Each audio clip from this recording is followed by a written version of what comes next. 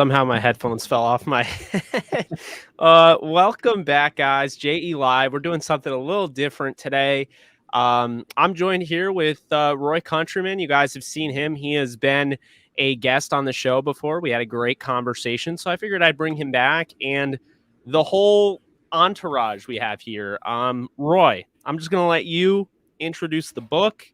We got a great announcement here. As you guys know, I was asked to do a guide of some sort. I didn't really elaborate into it. I just kind of teased it. Well, it's being released, and Roy is the mastermind behind it. Also, shout out to Rob, who could not be here tonight in advance. He's the one that put all of the aesthetics together, which are just beyond visually pleasing. But Roy, welcome to the show. I'm going to give you the floor.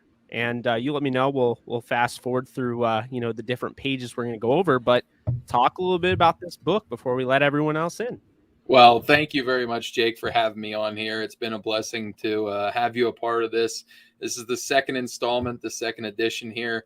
Last year's was on Blitzalytics. This year, after some kind of juggling here and some unfortunate circumstances, I wound up publishing this on my own this year, but I cannot talk enough about the guys that had a part of this, especially Rob. I know he wasn't able to be here with us tonight, but all the aesthetics on here make us all look a lot more smarter than maybe just a blank document here. But this is going to be the absolute number one resource that you want if you're an NFL fan, fantasy football player, dynasty fantasy football player, scouting person, maybe you write articles, you want this book. It's really focusing in on over, I believe it's right around 722-ish, 720 players in the NFL. Each of the 32 teams has their top 22 players in here.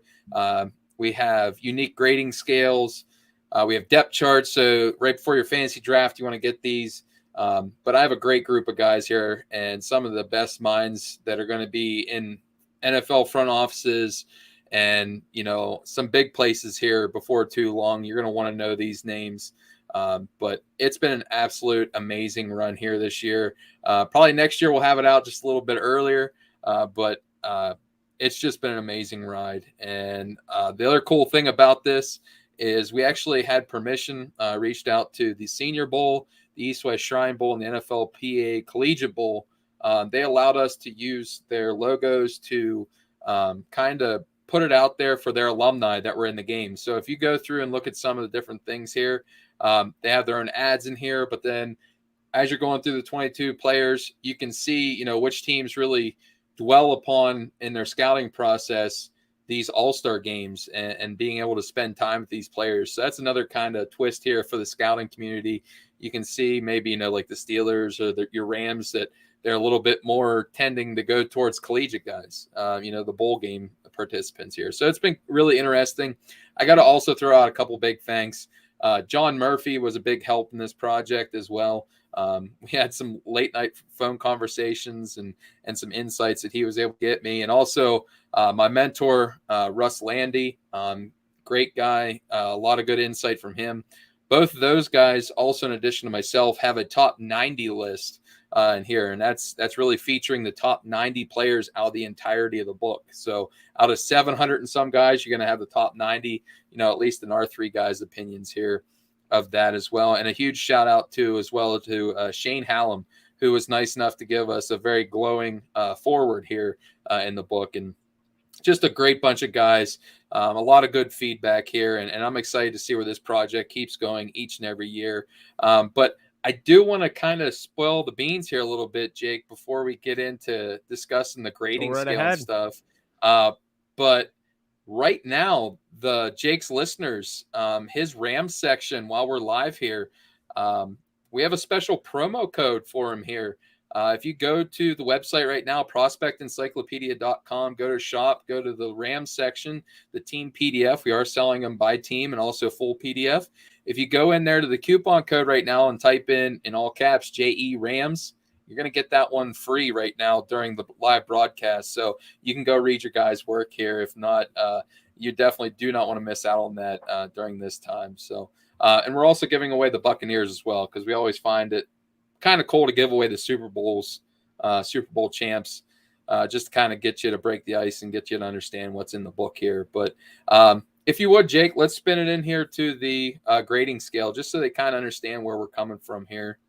Yeah, absolutely. Just guys, promo code JERAMS. It's down below. Be sure to head on over and grab the book there. Now, right here, page 4, we got the grading scale that you were talking about, player qualifications guidelines. Let's go through this a little bit. So, Jake, I know when we first started this, there was a lot of people like, what's the prospect encyclopedia? Well, it's really you're getting to know the next superstars in the NFL. It's from the last 3 draft classes we take it from. The only outliers that may be on this list are people that played in a secondary league like the CFL, XFL, AAF when it was around in the season directly prior to what was going on. They cannot have started any more than 12 games. Once they hit 12 games in the regular season, they're ineligible from this list. No kickers, punters, long snappers outside of the rookie season. And they can't have won any major awards. So we're really, combing down the crop here to really nitpick and find the next stars that people aren't really recognizing as much as what they should be.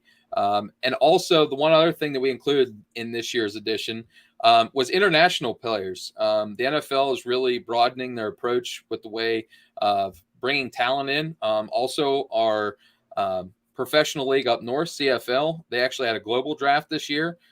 We have the International Player Pathway Program. So we have a dearth of players coming from the international and abroad right now. So we decided to put 12 players in this year. That might expand next year, but as of right now, it's 12 players. They're at the tail end of this book that you'll not want to miss that as well. Their guidelines were a little bit, less stringent. They were able to start maybe a little bit more than 12 games. But we really wanted to bring a focus into that untapped pool of potential there. So make sure you go check out those 12 players. I believe the majority of them are actually in the International Player Pathway Program. One of your Rams was actually on there, Jake, their guy that they got. So Maximilian Percher. That's right. You can't forget Maximilian, man. You got to read a scouting report. Where else are you going to find one on a guy like that? They had 2 Maximilians on the roster until just yesterday. So pretty crazy. Exactly. So that's our guidelines for the book. If you will, Jake, our grading scale in this book is a little different. So whenever I was coming up with this idea, I'm a huge baseball enthusiast. I love the 80-20 scale. So I'm like, how can I convert this into a football type scheme? So we did. The 80-20 scale that we use in this book is my own, twist on the 80-20 scale for a football scheme. You see that there. We also, you'll be having category grades per position, which we'll get into that here shortly. And then also we project a present grade and a future grade, which coming from a scouting background like I have, it's really interesting to try to learn and understand whenever you're grading guys for the draft. You're not just grading them for that year. You're really trying to project them what they'll be maybe 2 to 3 years from now. So this will kind of give you a taste of what their input could be in this season of the book, but then also long-term. Maybe it's a guy in a dynasty league that you need to invest in this year. And in 2 years from now, you'll be reaping that reward. So present, future grade, and we get some skills grades here in categories, which we'll roll into here quickly. The good thing about this book is it's all inclusive here, that you're going to get every one of these a part of the PDF. You're going to get all these traits on there so that you can, use it in your own scouting or maybe helping you understand the game a little bit better as well. So I believe it's the next page right after that, Jake. Yeah, we got page 5 here. Yep. So these are the major categories. That's the only thing we listed. I know, Jake, whenever we were writing up our players, there's a larger chart here that has a lot of other categories and things and variables that go into it. But each one of these positions, these are the subcategories that get grades. So each of the 22 players on every one of these teams, all 32 teams, will be having grades for those traits and then also a present and future grade. So you can see there we're very in-depth with our positional grades and understanding what the traits are that go into it. So you're really getting a full and broad spectrum and picture that's being painted of what these players' skill sets are. So really interesting, really in-depth breakdown. It's a lot of labor of love, a lot of tape that was ground by all the writers here. And it's really in-depth. And I'm going to let it up to you now, Jake. That's really all I wanted to kind of spill my guts on so they knew the background. If you want to kind of give them a little preview here of what they can get with their promo code right now, let them show you your work off here, buddy.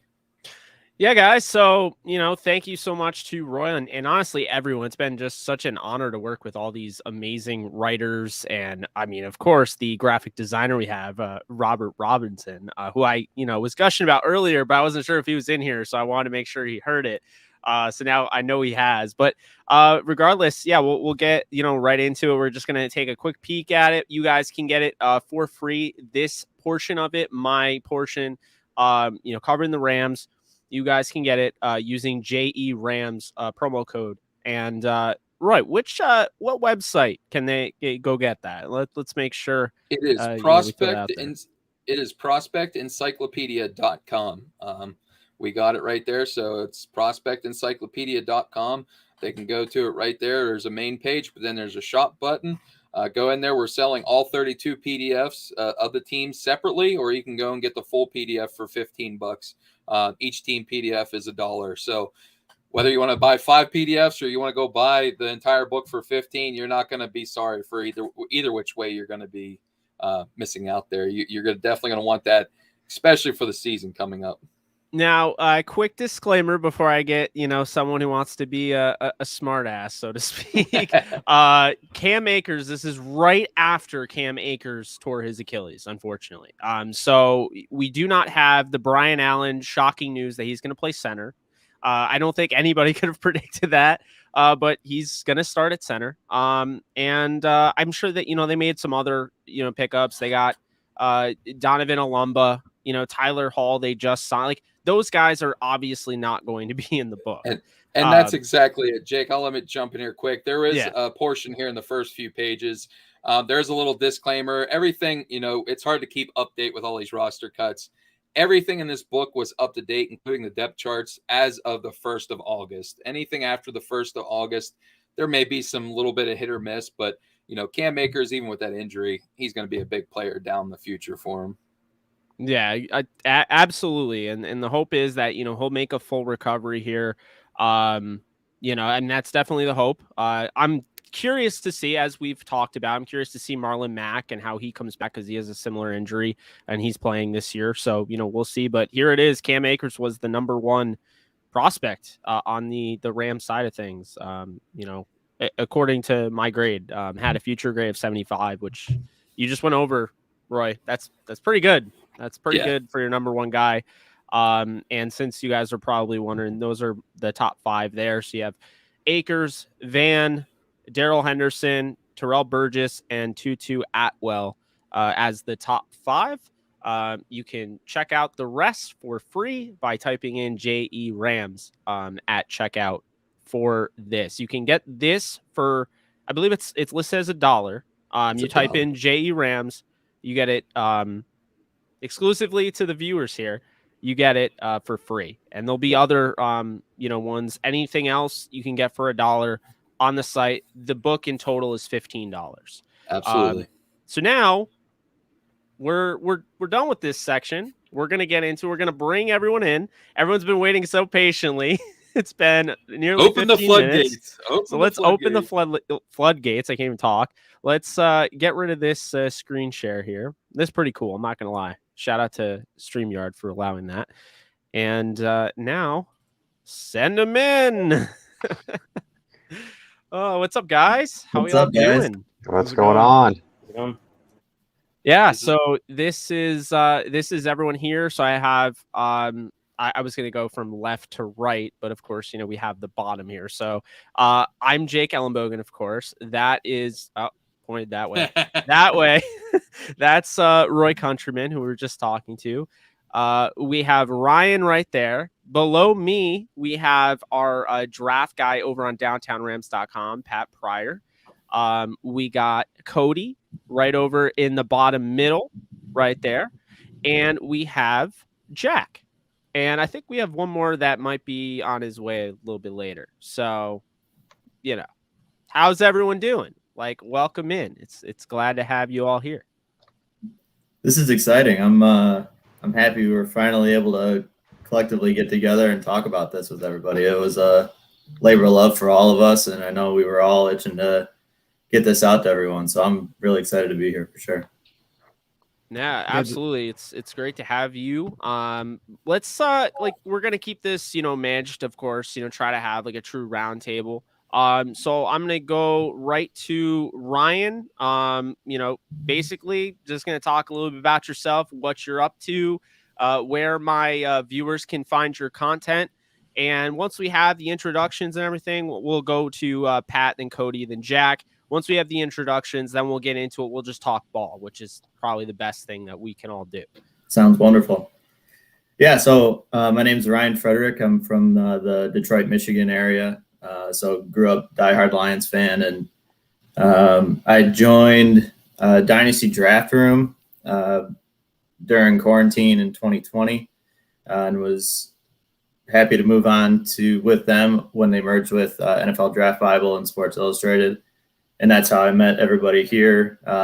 With Roy reached out to me before the draft this year and was interested in my Dynasty fantasy football swing on things with the writing that I do for them as a fantasy football writer. So he reached out to me, had some conversations about it, and I thought it sounded like a great opportunity. So I wanted to come on, and it was a blast doing it. It was something completely different from what I'm normally used to.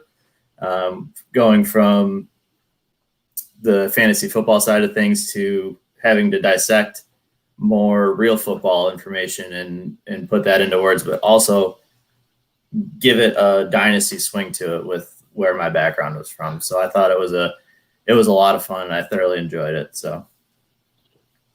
Yeah, no, that's awesome, man. I obviously love Dynasty football. I was just bragging about a trade I made earlier today. It was salary cap league, so I had to offload Chris Godwin's big contract and get young Laviska Shenault for cheap and some picks. So I feel good about that. I know the Dynasty background. It took forever to find it, but yeah. Ryan, definitely I hear you there, and it was a lot of fun for sure. Pat, let's teach the listeners a little bit about yourself. They've heard you. They've seen you on the whatever it's called, the Discord. I can't even talk today. But yeah. Welcome. How's it going? I'm Pat Pryor. I wrote about the Patriots, Jags, Chargers, and Jets in the Prospect Encyclopedia. I spent the past 3 years over at Blitzalytics, where I met Roy, Cody, Jake, and a ton of other talented people. And recently I came on as the draft guy at Downtown Rams. And it's a big opportunity, and I'm excited to be doing that with, again, another talented team. And I originally joined Blitzalytics as a graphic designer, and one day I'd made some random scouting report and asked Roy to take a look at it, and he's been ever so helpful ever since, and I've really discovered my passion. So I got to say something here, Jake. Pat originally at Blitz was one of the graphic designers. He expressed an interest in scouting, and that dude down there he's got a bright future. He's your guys' draft guy over at DTR now. It didn't take him long to really get it down how to be scouting here. And the other thing I got to give him huge kudos was he helped lay out some of the books, a lot of the team portions here to help Rob out. With a lot of the graphic stuff that he had to do. He was putting a lot of this info in with him. So huge thank you to Pat too, especially the last week and a half, putting it actually into this final product. So thank you, Pat. I just want to throw that out there. And he still does graphic work too. He's not just a draft guy. So he's a man of a lot of talents here. Yeah, that's right. My pleasure to help Rob with that. It came out great. Yeah, he helped me out with my my top 10 my draft prospects. I don't know if he remembers that, but yeah. Cody, are you okay? I wasn't sure. It looked like you had a picture of yourself. No, yeah, I know. I had a camera issue literally right before we went live, but no, I'm here. I didn't mean to sit still like I was a painting or anything like that. but yeah, so I know Roy and Pat from my time at Blitzalytics. Basically, I was one of the first guys there, helped build that up. And then at the beginning of this year, I kind of just wanted to change and mix things up. So I kind of stepped away from that. Since then, I am writing for Coltswire through USA Today. So if anybody listening wants to hear any Colts takes, I highly doubt it. If you got a lot of Rams fans in here, we hardly play you guys. But when we do, you guys somehow blow us out every time. True. but yeah, other than that, I recently actually just I'm trying to get to Jake's level on YouTube. I don't even have a sniff of the subscribers he does, so you can search my name. Man. Yeah, definitely. You can search my name, Cody Manning, I believe on YouTube, and you should be able to find my channel. I've been pumping out some recent team previews, but I've actually Pat was part of it last year too, as well as of course Roy. But I was part of the original version of the Prospect Encyclopedia. I did the same teams I did last year, which is the Vikings, the Seahawks, Bills, Bucks, and Colts. And it's just an amazing project. I'm proud to be a part of. It's like Ryan was saying, it's such a unique experience when you kind of go through it, because how you guys kind of explained to it, like I didn't know what I was diving into last year, and then by the time I was 2 teams in deep, I'm like, okay, this is really cool, because I'm kind of knowing, like, not just like of course you can know the superstars, but like I'm finding these guys as core special teamers, and maybe they have a place in the league, which is a really cool thing. And what I love about this book, I always say this too, is everybody watches football, and there's sometimes like on a Sunday, the game's on and number 30 makes a tackle, and you're like, who the heck is number 30? And the coolest thing about this book last year is I had it next to me on game days. I could just grab it, pull it out, and see if there's either they're in the depth chart or there's a scouting report on them, which is a pretty cool thing. So it's definitely something I highly recommend people getting their hands on, especially this year's editions. It's only $15, and as you guys have talked up, I got a chance to quickly glance over it before we went live, and the work that Rob did on this year's version is just amazing. It's second to none, man. Second to none. Jack, like, what's up, man? Like, we talked a little bit, throughout our our Zoom calls and whatnot. A little bit. But welcome.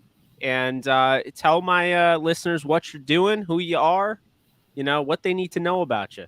Yeah, I appreciate it, Jake. My name is Jack Despo. I joined TDDR this past kind of fall. Joined them when they moved over to NFL Draft Bible and SI. I do a lot of pro personnel stuff with them. I co-host a show called The Prospect Prophets with Lorenz Lineweber and Alec Polito. Roy, I was pleasantly surprised when Roy reached out to me to do this. This was like the coolest project I've ever been a part of. I covered the NFC East and the Raiders. I don't know, man. It was awesome. I coach a little bit of high school football. I'm more of like a assistant coach it's a school in DC, Murray. Oh, nice. Just do a little bit of film stuff for them. I got a couple of friends that have taught me a lot along the way here. Roy, one of my favorite people I've ever worked with in my entire life. I don't know what else to say. It's been a ride. This is an awesome product. I'm really proud to be a part of it. Well, you sound proud. You look really excited to be here, so I'm glad to have you. You're absolutely right. Roy is one of the best people I've ever come in contact with, not just football. I mean, like, literally one of the best human beings I've ever met. And another guy who's like one of the best human beings I've ever met, below you. He came in a little bit late. He's the one, as you guys know, the lightning man over there. Devin Jackson. If you guys don't remember him, he's been on the show. He was talking about Tutu Atwell and, had a giant lightning strike come in. So hopefully that's not a bad omen for the Rams draft pick Tutu Atwell. But Devin, welcome back, man. Yeah, glad to be here. Things have changed a little bit since I've been here last, at the very least. Just started a new job on Monday, writing for NOLA.com as a sports digital content editor. So very excited about that and getting started with that. So last couple of days, just been on a ton of meetings and meeting a ton of people that I'll be working with over the next probably year or so. But I I'm kind of known for being on Draft Twitter. I'm the Mac and Mountain West area scout for Blue Chip Scouting .com. Great group of guys and do some great work. A lot of got a lot of scouting reports up already. I write some NFL draft, college football, and NFL articles as well. So I want to give a shout out to my guys. Also doing some work with Ryan Roberts at riseanddraft.com. Did a couple feature pieces with him just to give a little bit of background. But in terms of the Prospect Encyclopedia, I was just talking about it because I was on his podcast, Ryan's podcast. Gave a little shout out to the Prospect Encyclopedia. Told people they can check out, all the great work that we all put together often. So those were my 4 teams for the encyclopedia. But it was cool to go back, and there's some guys that you may have forgotten about that you watched in college or heard their name. And, for me, I watch a lot of college football, so I was familiar with almost every name on those lists. And it was crazy to see, the UDFAs, the late round picks, and guys that kind of just fell by the wayside. But going through the process, watching, all the different film, whether it was college film, NFL film, to try and get a sense of the player was a fun task. Pretty much there was a process pretty much especially in the last months of it, where I was watching a different player every night, trying to keep up with it. Because there's so much work that goes into it. You want to put the best product forward, but had a lot of fun doing it. Very thankful to Roy that he brought me on and allowed me to do it, and very, very proud to put the product out and looking forward to it. Absolutely. It's been an honor. I was saying earlier, but you weren't in here. So again, I'm just going to say it again. It's been an honor working with all of you guys. Like I really do respect everything you all do. And it's really cool to have you all on my show. And it's really cool to be able to showcase. It's an honor to showcase the book on my show. So let's do something a little cool here. We're going to have a round table. We're going to be talking ball, but in an organized fashion.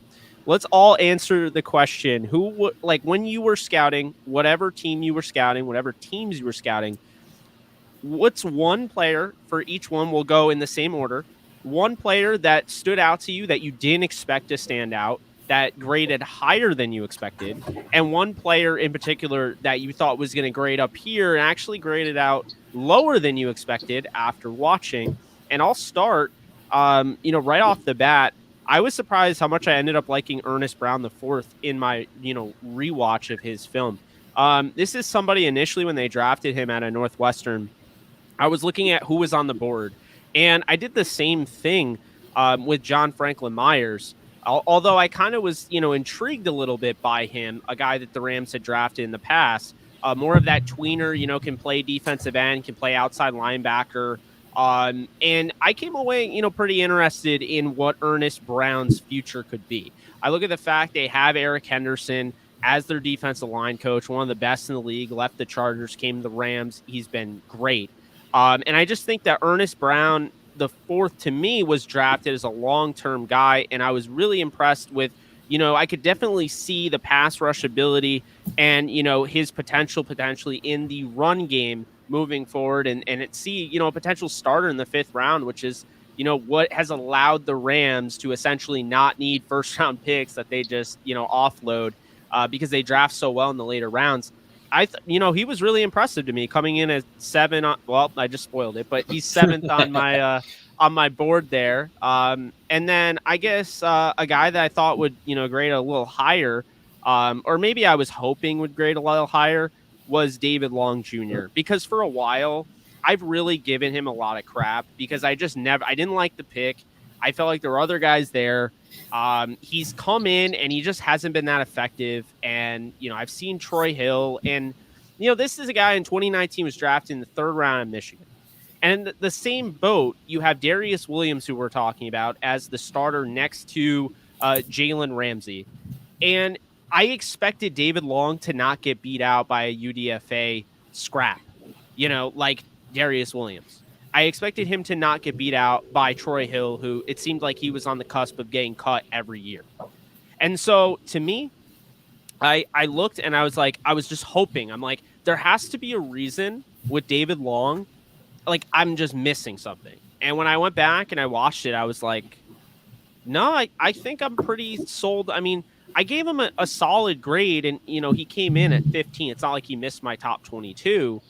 But I was definitely he was not as high as I expected him to be. I thought that was going to be one of those eureka moments where, you know, I just missed it. And when I went back and watched the film, and I'm like, oh, this guy has it. What have I been missing?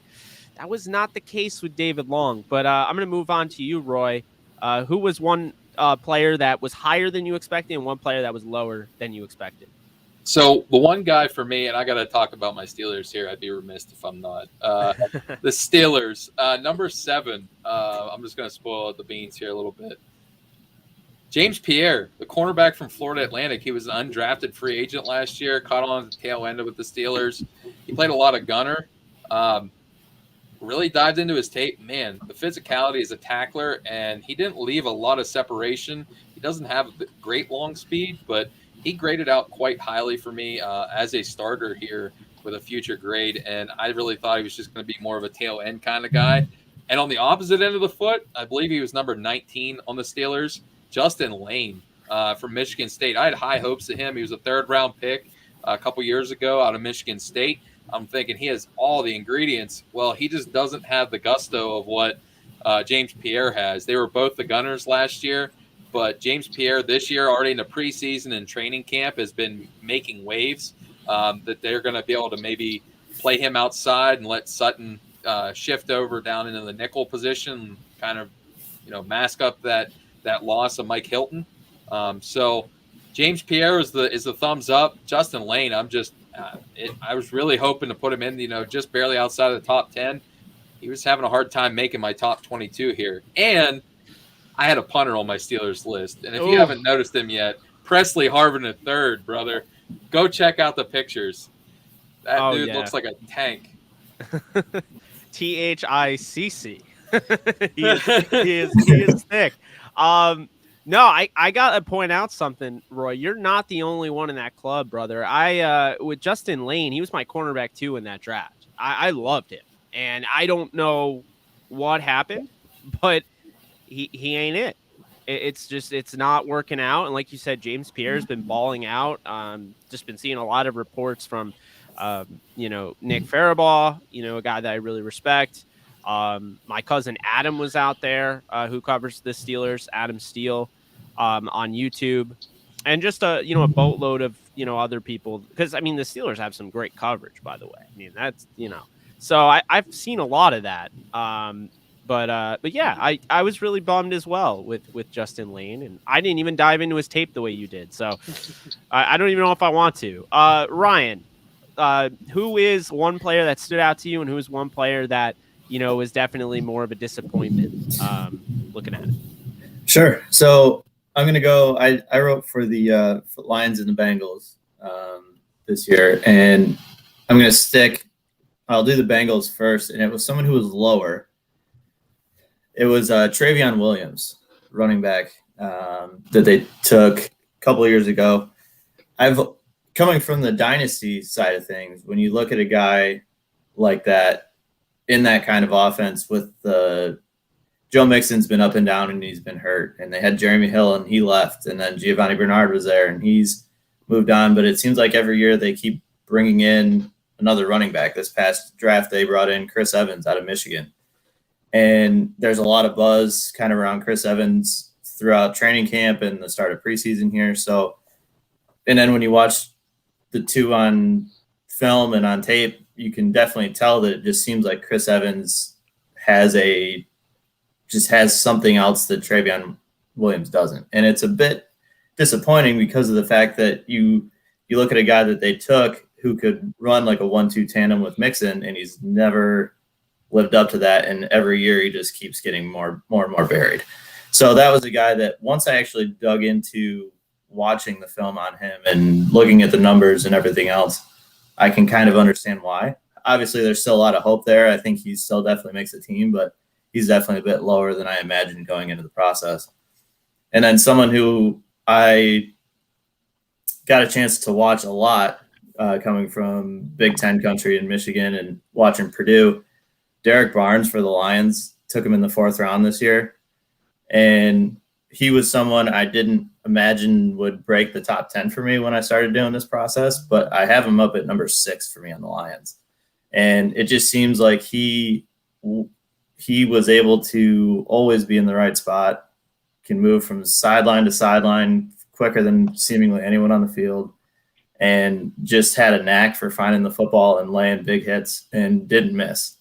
So I think going in as a mid-round pick, someone that the Lions traded up for, I kind of factored that into the rating a little bit.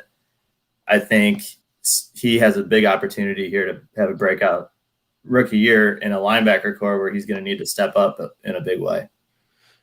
Hey, I absolutely love, the player that you just mentioned, in Barnes, and, that's definitely somebody that I was hoping the Rams would snag. And of course, it seemed like a lot of the players that I thought the Rams might be interested in, the original second in command over there, he ends up going to the Lions. All of a sudden, okay, Brad Holmes, this all makes sense. Like I was thinking, I was like, a Fadu Melifonwu, they go and get him. It just, I thought they did a nice job. You mentioned Chris Evans. Besides the fact that he follows me on Twitter, shameless plug there. And no, not Captain America, but the Chris Evans, with the Bengals. I'm very high on him, and I'm glad you mentioned him. I think he's going to have a very interesting season. I think they're going to use him in the passing game a lot. That's a guy, if you're talking dynasty, if you're talking even redraft, I might want to snag him late in redrafts. But yeah, as far as Travion goes there, I have him in my dynasty right now on my taxi squad, and I'm like, you know what, he's kind of dead weight. I think I'm going to cut him after this show. Not gonna lie. It's just one of those things where it's like you wait for him every year. It's like, all right, well, when's Travion Williams going to show up? And then it's like, oh, well, Samaje Perine's here. He's not going to get touches. And then it's like Chris Evans here. And then all of a sudden he just keeps getting more and more buried. And you're like, I don't really know what else I can do. And if Puka Williams can carve out a role, I'm not saying he can, but if he can, then Travion Williams is on the outside looking in. I mean, absolutely. Essentially. Pat, let's hear from you. Player that stood out for you, player that was disappointing for you. Yeah, so I'll start out with who I was a little bit disappointed with, and unfortunately, I got to go with one of my Patriots guys, Josh Uche. I think is how you pronounce it. It might be Uche. I believe Uche. My heart. What do you say? Heart. No, I was like, my heart. My guy. I do like him as a Patriots player, but unfortunately, when I went and watched him, he just wasn't really disruptive. Injuries really did hamper his first year. But when he did play, he wasn't as disruptive as I'd like him to be. And overall, just wasn't the player that I think they expected him to be just yet. He still certainly can be, but for a team that's getting a little thin at linebacker at times, especially last year, obviously they added a lot. But last year they got really thin, and he just couldn't turn out the productions that they wanted. But I still have high hopes for him moving forward, but so far I was pretty disappointed, especially as a Patriots fan who wants to love every player. So, again, high hopes for him moving forward. As for somebody that I was impressed by is, I kind of have to admit it, Reshawn Slater. I didn't watch him a ton leading up to the draft. I didn't do a lot of offensive linemen, but man, is he built different. I mean, I know everything I read about him leading up to the draft was arms, and his arm length was the major issue.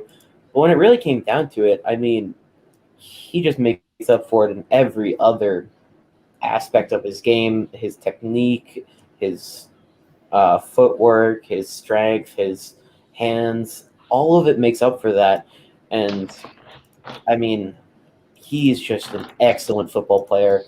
And as a guy who was wrong on Justin Herbert and is very excited to see him balling out, I'm so excited for him to have Reshawn Slater.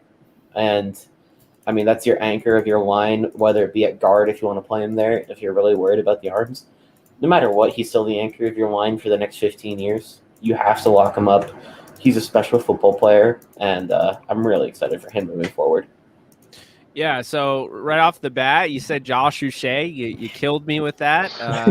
Huge fan of his, one of my top edge defenders, in his draft. I think he could be in for a pretty big year this year. I hope so. You know, I think last year was definitely disappointing, but I think also the injuries really affected him.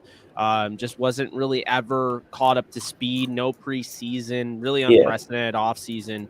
When you're dealing with injuries and unprecedented offseason and no preseason reps, it really puts you behind the 8 ball. So it's almost like we have to look at like the 2020 class as like, you know, we have to kind of give them, you know, a little bit of an understanding, like a mulligan. So I hope that, you know, and this is just kind of me generalizing, I'm hoping that teams realize this and they aren't just quick to just give up on 2020 draft picks, because I think that's a serious thing that isn't talked about nearly enough. Roy, I think you're about to make something. So he said, you know, with Uche, I really like his skill set, but I worry that he'll be pigeonholed and have the same effect as Hassan Reddick did in Arizona, where they're just not sure how, if they want him to be more of a coverage, if they want him to attack the line of scrimmage. You know, I'm really hoping that the defensive coaches really let him stick in one position and go downhill. You know, don't keep bouncing him back and forth, because we've seen Hassan Reddick finally, when they allowed him to do one thing, he really busted out last year for Arizona, and now he's back with Matt Rule. So that's one thing I worried about Uche, is they have a kind of a similar skill set.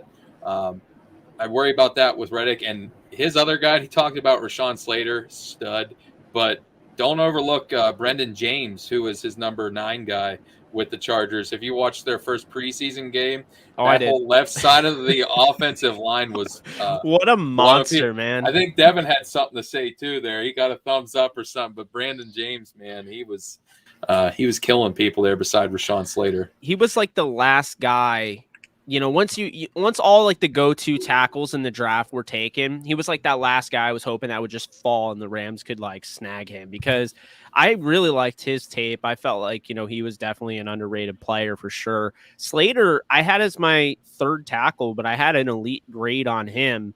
I thought Penei Sewell was the only generational talent. I'm absolutely, you know, over the moon on Penei Sewell. And then, of course, you know, Darisaw, I think is going to be huge for the Vikings. He just needs to stay healthy. That's the biggest thing there. You mentioned the Chargers, and when I think of Uche, I think of Uchenna Nwosu. And here's the thing, is I understand that Uchenna Nwosu is probably not going to be brought back by the Chargers. I understand he was, by all accounts, kind of a bust. But I think it's pointing a lot to what you were saying, Roy. I think Uchenna Nwosu is better rushing the passer, and I think he was used in both ways. It's kind of the same thing as Hassan Reddick. It's almost, in this case, it's almost like dangerous to be versatile in this league, because you get, you know, pigeonholed. Oh, well, you know, if you're versatile, then you'll play both. It's like, well, if a guy is that much better, you know, at one thing, and you're like, well, he could do 2 things, but it'll make him an average player, whereas he'll be an elite player if he focuses on this. I think there's too much of that in this league. And I'm worried that, you know, Uche is kind of following that trend. I don't think he is. I think he's going to have a really good year this year. And I think playing, you know, alongside Judon is going to help, because I think Judon's in for a huge year as well. But yeah, good points there. Absolutely. Cody, we got a Colts fan in here. And I'm going to pronounce the name wrong, but Dabney Offermain. Dabney is a awesome fan. Dabney's in all of my live streams, huge Colts fan. And, you know, anytime I'm normally able to kind of sneak in some Colts stuff for Dabney, since, you know, I love the loyalty, but now I got Mr. Colts expert over here. So you tell me who stood out for you and who was a disappointment for you. Okay, well, I'll definitely give a disappointment. I had somebody chosen from another team, but to start out for stood out for me. I point to my man that's above me right now, Roy. So this past draft class, I kind of gave myself a break. I was kind of given a reset, take a breather, like I mentioned earlier. So I only got into maybe most of the day 2 guys. I didn't really get deep into this class. And the Colts used their 7th selection on a D2 guy, Mike Strawn, out of what is it, Charleston, I believe he's out of. Yeah. And so Roy's like, you sent me like a clip, like a 1-minute highlight and like a breakdown of his athleticism with his 40 time and everything. I'm like, okay, this guy, he's got the traits for sure. And then like as I dove into his more of his tape, writing his his profile, I just walked away like, this guy's got too much talent. You can't just leave him on the practice squad.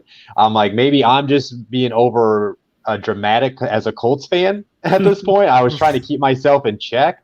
But then you hear like in OTAs, he looks the part.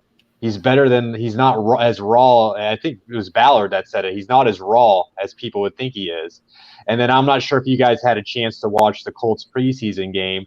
He only made 3 catches, but on that Eason's best drive of the game, he hit him on the left sideline for a 32-yard gain. He climbed the ladder and won a contested catch. And it's just like, if this is going to continue like this, you can't keep him on your practice squad at this point. I know like a guy like Ashton Doolin is a really a great gunner and special teamer.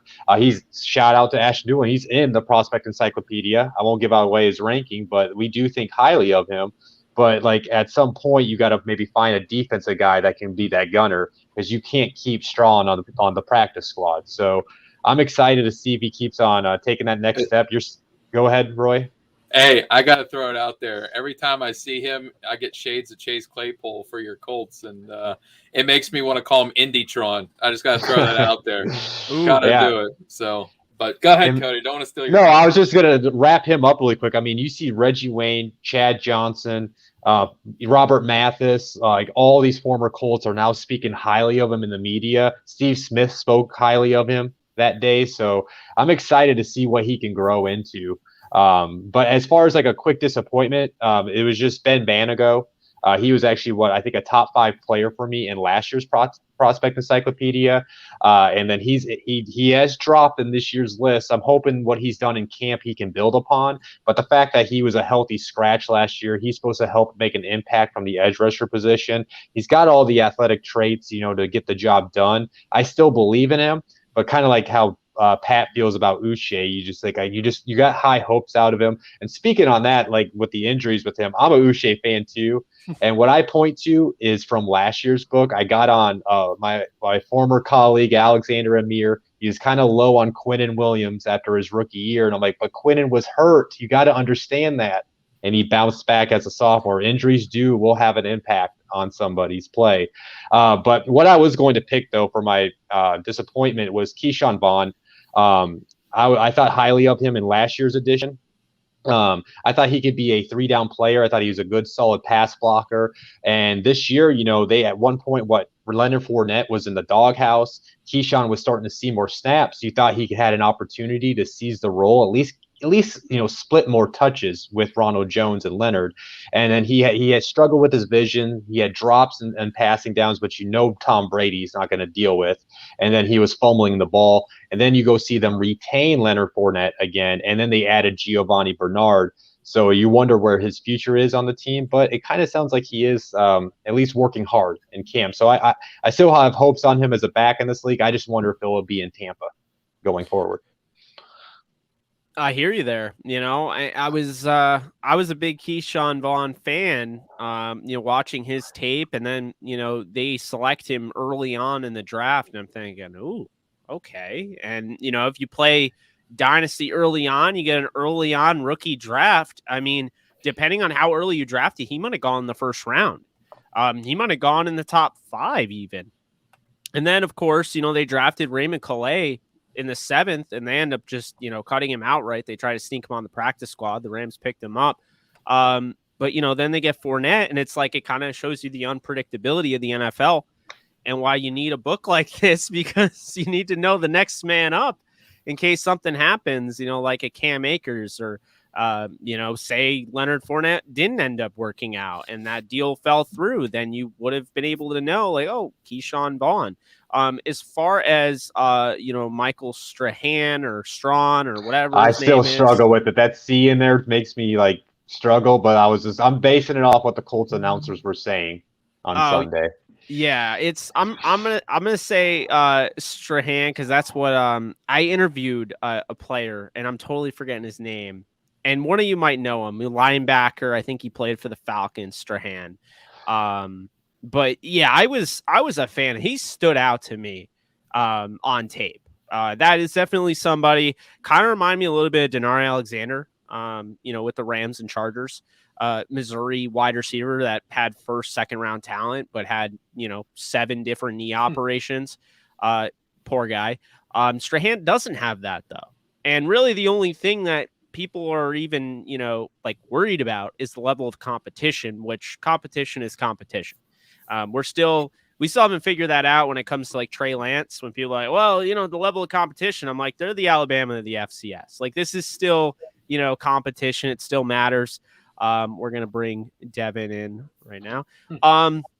So I'm glad you mentioned both those guys because, Keyshawn Vaughn, you're hoping maybe the best thing for him, it sounds weird, but it would be the best thing for him is to get cut, and go to a different team, go to a different situation. This is a league with a ton of running backs. I think, Roy, you and I were having this conversation the last time. And I think we were discussing, running backs and how pretty much anybody in this league can run the football. You look at what Kalen Ballage was able to do. A guy that's considered a bust. And honestly, I think in the guide, he's one of the worst draft picks of the last 5 years on the Miami section. But I always loved Ballage. I felt like, he was just he needed a change of scenery. Then he goes to the Jets. He gets cut by the Jets. But then he's with the Chargers, and they went through a weird spell where, they moved on from Melvin Gordon. They had Austin Eckler, and Eckler gets hurt. They put all their eggs in the Austin Eckler basket. He gets hurt, and it's like they bring in Kalen Ballage off his couch, and he's their go-to guy until Eckler comes back. It's just kind of a next man up type of league. And I mean, we saw Ty Johnson, who's, a 5th-round pick out of Maryland with the Lions. They, move on from him. And then the outcast joins the Jets, and all of a sudden, like, he might be a guy to own in fantasy this year. And he's on the Jets prospect encyclopedia list. I won't he's tell you where, be, but he's on the prospect encyclopedia list. Hey, and your boy Ballage, guess who might be the number 1 backup to my boy Najee Harris? Well, yeah, exactly. I love Najee Harris, man. Well, I mean, I won't go too far into it because I do want Jack to get a shot to talk before I just ramble on. Are we sure we want Jack to talk? But I do a lot of talking. But I'll say this. I have Najee Harris as RB2 this year in fantasy. I'm telling you, the best way to compare it, if he stays healthy, he's going to have a close to Todd Gurley, like before his knee was shot type of season. He is the number 1 weapon. I think right now, aside from Minkah Fitzpatrick, TJ Watt, and Cam Hayward, you could say Najee Harris is the best player on the team. So aside from those 3 guys, Najee Harris walked on the Steelers campus and they're like, yep, this guy is going to absolutely take over the offense. He's going to have 300 plus touches. It's a 17-game season. He's shown the ability to create. So anybody that wants to start with the offensive line narrative, which I don't believe, by the way, because I think Dan Moore has shown what he can do in preseason. Roy, we talked about this. Kendrick Green's my guy. I'm not worried about their offensive line. I always say, Randy Finkner had a ton to do with their poor blocking schemes in general. And on top of that, Big Ben can still play. Don't look at the post clippings and all that. Big Ben, I know it's like fun to make fun of Ben Roethlisberger on stream, but I hate to break it to you guys. I hate Ben Roethlisberger. This guy's not going anywhere. So now that he has Najee Harris, it's going to be like when he had Le'Veon Bell, because he's got weapons like Deontay Johnson and Chase Claypool, and they added Freiermuth, who is by far the consensus number 2 tight end. And it's like, he's not going anywhere. So I think Najee is going to be in for a huge year, plus his ability to, make plays out of the backfield as a pass catcher. And I think the Steelers have a shot, as long as Ben stays healthy and Najee stays healthy and that defense stays healthy. So a lot of health involved, obviously. But that's like with anything. I think the Steelers have a chance to be, one of the top teams in the AFC and, maybe even make a run to the Super Bowl. I think they're really, if you're looking like you bettors out there, if you're looking for a team to bet on, I would bet on the Steelers because it makes no sense to bet on the Chiefs. It doesn't make any sense to bet on the Bills or the Browns or the Ravens. The Steelers are like the team. What are they rated, Madden? Like 76 or so? Or is that Ben Roethlisberger's rate? There you go. Yeah, he's way down there, which Madden, we could have a whole show on Madden. That's a different show. Yeah, that's a whole different, can of worms we can open right there. But we can pivot here, Jake, from one PA team to some of the other PA teams that Jack happened to write upon. And if anybody has an issue with the NFC East, make sure you at Jack Despo, because he did the entire NFC East. And So, they fans, definitely didn't give him no problems when he was working on it. No. I swear. So- I think Rob put in the comments, I'm an Eagles fan who did the Cowboys. Man, I think you guys underestimate how much like being an Eagles fan means like hating the quality of like your team in general. Like I bashed my players so much, but I like there's a lot of NFC East players that I kind of fell in love with here. The one that I'm going to highlight is Xavier McKinney, the Giants safety. So something I learned and really kind of appreciate about the Giants. They do something that I do in Madden. Speaking of Madden, they take guys with all kinds of like unique skill sets, particularly at like outside linebacker and at the safety position, and they just kind of play them all over the place. And they use, it's a running down. We'll use like O'Shane Zimenez, who's got he's like a more of a run defender. We'll plug him in there, or I'll throw in this corner or this safety to play as a nickel. And Xavier McKinney is kind of maybe the best option that they have of all those different players. He plays a little bit of linebacker. He plays a little bit in the nickel. He can play, one high safety. He can do really anything on the back seven. And I didn't really do a lot of scouting last year, like the year that Xavier McKinney came out. That was kind of like I had like a little intermediate session. Oh no, he froze. I mean, I understand, Jack. You're nervous Jack. and everything. This happens all the time. Hard. So hard for the Eagle fans to compliment a Giant. He understands himself. There Am he I back? is. This Yeah, happens all the Let's time talk on the about it. profits. This happens all the time on our show. It's like a meme now at this point, how often that happens. Yeah, McKinney, he does everything.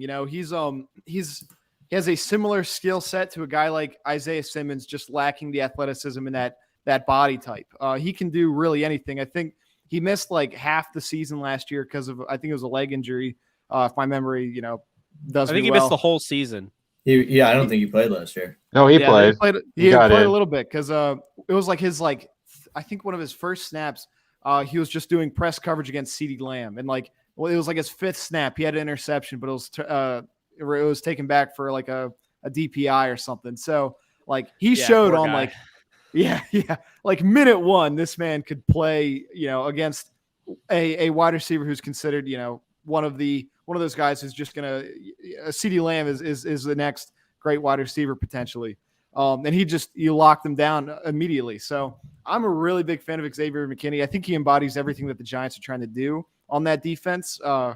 And I've used him in Madden. I'm a big fan of him in that too. I appreciated the Giants defense a little bit more than I'd like to. A guy that I'll say I was a little lower on, and I'll admit, this is what I expected coming in. But I'm not that high on Jalen Hurts. Remember at Jack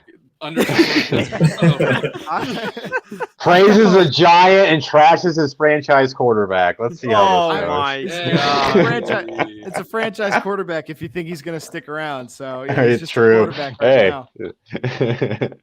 Oh man. And he froze again on He Jalen Hurts. Oh no! That's all the Eagles fans coming to get him already. This happens this happens. They I brought think their you're being pitchforks and hacked by pitchforks. They're Philly coming right to get you. Am I back? Yeah. Get back, Jack. Okay. So Jalen Hurts, fantastic runner. When I think he had like 40 career rushing touchdowns in college, if I remember right. Absolutely astounding, talent in running. One of my favorite Eagles reporters recently said something like he's having a hard time with this one. He is. He's like, struggling. The struggle is real. I don't know if he's committed. This There kills you me. go. I'm sorry. Okay, I'm so sorry. You're fine, nothing Jeff. infuriates me more. Jalen Hurts, potentially second best running quarterback in the NFL right now behind Lamar Jackson. He's got all that natural skill. When it comes to throwing the football, he lacks. He's really just having a hard time. Oh doing man. this. Oh man, I understand it's hard to say something bad about the Eagles, but I Arm This is- talent. Arm I'm so accuracy. sorry. All His of arm- it. I agree, his- Jack. I'll his fill ac- in the no, no. blanks for you. His accuracy, his touch, everything is below the bar. His accuracy loses a lot because he doesn't have the zip in his arm. So he throws a lot of passes behind. He throws a lot of passes that doesn't maximize the potential for the play. He makes big plays at times, but it's just not enough to rely upon, as a starting quarterback. So I'll end the suffering here with my internet. This happens so much on the Prophet Show. It's ridiculous. At this point, I loved Carson Wentz. I was like the biggest Carson Wentz fan. I still am the biggest Carson Wentz fan. I think he's going to do well at the Colts. I think I do his too. injuries. Yeah, I think he's going to get us a first-round pick. He's going to get it back for us. Yes. Sounds like he's going to be back by week 1. Yeah, that's which what I like to is see. I'm happy for him, but I wanted to see my guy Jacob Eason. I really think it's like one of those things where we've seen it before. These guys that they don't do as well in practice, so they get they're not really practice players, but when the game is on, they're able to kind of show out, at least in a sense. And I feel as though just kind of looking at Jacob Eason's preseason performance, I'm not saying that preseason's everything, and I'm not saying that he didn't make any mistakes. He still has to do a better job of feeling the pressure, but you saw that raw talent. I mean, the arm talent is there. You see that, when he does every now and then feel the pressure, he can really climb the pocket and make you pay. And, I think that's definitely a big thing for me with him. And I think he's got a huge ceiling. I really am excited to see him, but kind of just talking a little bit about Jack's players they picked. And then we'll go into Devin, who, since Pat left, Devin is like, we've totally ruined this whole, it's like all weird now, but, we'll figure it out. Jack, you mentioned, Xavier McKinney. Had a chance to watch him a lot, in college, of course. Fan of his game, was really upset when he got hurt. I think he is going to be an integral part of this new secondary for Patrick Graham. A secondary that was already very impressive, right? Anytime you get a guy like James Bradbury the way they did, it's going to be, a good secondary. But then the fact that they were able to go out and then get Adoree Jackson, who I think is going to revitalize his career in New York. And I'll just say something further is I don't think he was honestly that much of a bust. I think the Titans just were having an identity crisis, really trying to figure out what they were doing with their defense. Their defense, having a defensive-minded head coach, of course, being Vrabel of all people. I'm sure he kind of had to have that moment where he looked himself in the mirror. It's like, this is not a defense that, represents the type of football I want to play. And, it's weird. It's honestly like I could see, McVay doing that with his offense. And I think that's why he made the move to get rid of Jared Goff. You have that kind of identity crisis and you realize, wait a minute, this is my bread and butter. Like I'm a defensive minded head coach and I'm struggling here with my defense. Something has to give. And I think that's when they decide to make those moves. And of course, let a guy like Adoree Jackson go, but I think he fits there with Xavier McKinney. I'll be honest, Jabril Peppers has surprised me. I think he is a lot better in that role. He needed the change of scenery for sure. I'm excited to see Azeez Ojulari with that defense. Did not know how the hell he fell to them, but he did. They've done a really nice job. And on top of that, Dexter Lawrence emerged. And that was the scary thing is if he emerges, what's going to happen with this defense? Because they were already really like turning the corner. So I'm definitely, impressed with Patrick Graham. And I think, he's definitely going to be in for a good year. Now looking at Jalen Hurts, I actually have to disagree. I understand. Of course you do. you have some good points, of course, but I do think it's early on Jalen Hurts. I do think, and kind of going along the lines of what I was saying about practice players, he's not a great practice player. I think he's a guy that, does a lot more when the game is on the line. We saw that with Oklahoma. We saw that with Bama. I like him more than Tua. And just, being a fan of Bama and watching Tua, I can't help but think Tua's more of a college quarterback, and Hurts somehow, who looked the part of a college quarterback and only a college quarterback, has actually turned me way more into a Hurts fan and a believer that he can succeed in this league. Now, would I have passed on Justin Fields to keep Jalen Hurts? Probably not, because I think, Justin Fields has superstar level talent that he is going to see sooner than later. I think Hurts has a chance to be very good, like Derek Carr good, in that realm, but I don't necessarily see superstar talent. So I do think he's a franchise quarterback in a sense. If you have pieces, he can do that. But I guess the franchise quarterback, title is really just oftentimes it's all over the place, right? You have certain quarterbacks that are like, yeah, he can do it, but he needs all this and this and this. Whereas I don't feel like Hurts needs a ton of weapons. I feel like Hurts just needs a defense that's not going to put him in a hole. And so, for me, I think the Eagles in general are probably the worst team in the NFC East. I'm sorry. I don't really think it's relatively close. I agree. I'm hoping Sirianni kind of, does a nice job of, turning that around, but I just don't know. Their offense could be decent. Their defense is kind of all over the place for me. They have some good players. It's kind of a mixed bag. It's also kind of weird to me with this league right now, the way it is, because if the Texans get Deshaun Watson to play, I don't think that there's a team in this league that is so bad, they're going to go 0-17 or 1-16 or 2-15. I don't think the league is like that at the moment. And, we'll see, of course, when the games are played. But, even the Jets, I was feeling like they're going to be really, really bad. But even, the Jets, I mean, the way Zach Wilson looked in preseason, I albeit it's preseason, but, you do have Mike LaFleur there. I'm pretty high on him. And Rob Saleh, to me, does not get enough credit. I don't know how much credit Kyle Shanahan deserves over Robert Saleh, because his defense allowed Shanahan to do a lot. And it saved a guy like Jimmy Garoppolo, who people can still say, well, he's 24-8 or whatever they want to say.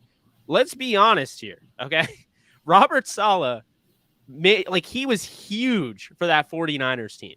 That defense was big time for him. So I'm thinking with the Jets. I don't think they're the worst team by far. But at the same time, I look at the Texans and I'm like, they're probably the worst team. But I don't know how bad they're going to be. You know what I mean? They have a bunch of guys like Phillip Lindsay, who I like Phillip Lindsay. He's had success in this league. No, Dylan Murray. The Jets are not Super Bowl winners in 2022.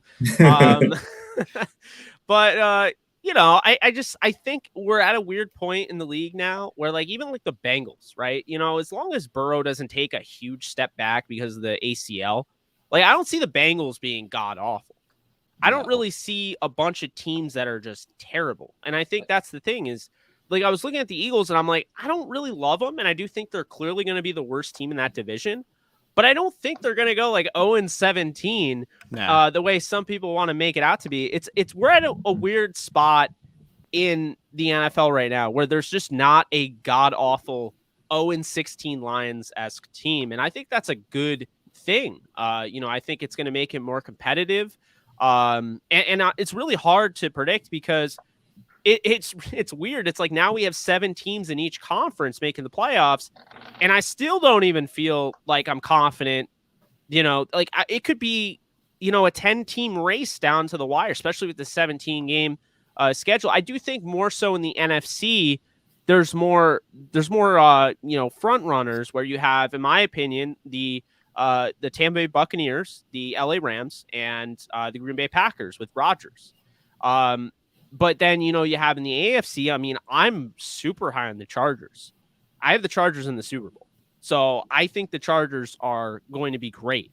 And I don't even think they win the division. I think they're going to get better each week. And I think they're a team that'll probably miss out on winning the division. The Chiefs will win it, and they'll beat the Chiefs in the playoffs. I think they're that team that will get better as time goes on. But what if Drew Lock all of a sudden becomes really good? And then the Broncos, what weaknesses do they have? Or the Raiders. I mean, I know it sounds weird, right? Why would the Raiders be great? I think Derek Carr's a solid quarterback, but the defense, they're really experimenting there with that defense. They have a lot of guys. They go out and they, Divine Diablo, who's going to play linebacker. They brought back, Carl Joseph. You have all sorts of guys. Corey Littleton's going to be playing outside linebacker. They're doing all sorts of weird stuff with their defense. So, I mean, it's just, I don't really know. I don't know how this year's going to go. And I think, the NFL in general is super unpredictable. Is there one thing for each? I want to say, let's see, we got 6 people here. So for each person, is there like one thing in particular that could change the course of the season? Name like one thing in particular that you could not see coming, or maybe no one could see coming that you could see coming that would change the season. Roy, we'll start with you. Baker Mayfield will be benched before the end of the year. You're trying that again, Roy? Come on. Wait. So Kyle Lauletta? Is it Lauletta season? Case Keenum. Oh, Case Keenum. Yep. I'm sticking with it from last year. I'm telling you, they're not going to want to re-sign him. If they do, it's going to be the best Cleveland decision they made. I'm not a Baker Mayfield fan, and I'm just telling you right now, he's not going to be their starter by the end of the year. That is a hot take for sure. That's a very bold take. Yeah, I was not expecting to hear Baker. Wow. I was also muting that, Thank you, Jack. Yeah. Jack. We won't stand for that kind of stuff. No, I just saw it. And yeah, if you guys ever see that, just let me know. I have a no tolerance policy for any sort of racism or anything like that. I'm just I I always say, stay humble and be a blessing. We don't act like that. Yeah, there's no need. Unprovoked and everything. And it's not cool if you're provoked, so don't do it. Anyway, on that note, Crayon Eater alert. I love that one. That's my guy Nolan right there, who's in all my live streams, and he calls anybody who does stuff like that a Crayon Eater. And you know what? He's right. It's just exactly. I would like to interject real quick. I don't think I ever got to do my. I was gonna say Devin did player that impressed me. oh my God, Devin! I'm so sorry because the tilt and everything. Yeah, Devin. Jake's out here taking shots at the Lions and at Jack for his Eagles takes, and then we just skip right over Devin. It's fine. No, it's Devin threw me off with Pat leaving. I just totally didn't, Devin, you got the floor, man. Yeah, so like I said earlier, I had the Titans, the Dolphins, the Saints, and the Cardinals for my team. So I'll start with the player that impressed me the most, Tyir Tart, the nose tackle out of the Tennessee Titans. He was an undrafted free agent from FIU in 2020, but he really impressed me from his 7 games of action last year because their defensive tackle kind of group in general was kind of light. I think someone got hurt. Maybe I think Danico Autry may have left the team in free agency, I believe. But anyway, getting back to Tart, he really impressed me his ability to be disruptive. And we've even seen flashes from him in preseason where he's completely resetting the line of scrimmage with his hand usage and being able to penetrate and kind of squeeze in those gaps and make plays. And he's going to take on a bigger role this year and being more of a starter this year. But he was a player that really stood out to me, showing real nice strength at the point of attack. And he probably is going to be a rotational guy. I don't know if he's going to be an every down type of player because he doesn't really have that pass rush upside you would look for in kind of that every down, defensive tackle. But in terms of running downs, he's really disruptive, can really move and reset the line of scrimmage, and someone I think could have a big year this year for the Titans. They got a lot of kind of rookies. Obviously, you got Christian Fulton, Caleb Farley. Those are 2 guys that are the second that you're going to look at in the secondary, of course, with Elijah Molden as well.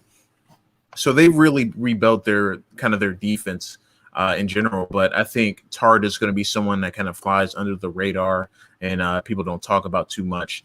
And then a player that disappointed me most has to be Deontay Thompson, the safety out of the Arizona Cardinals.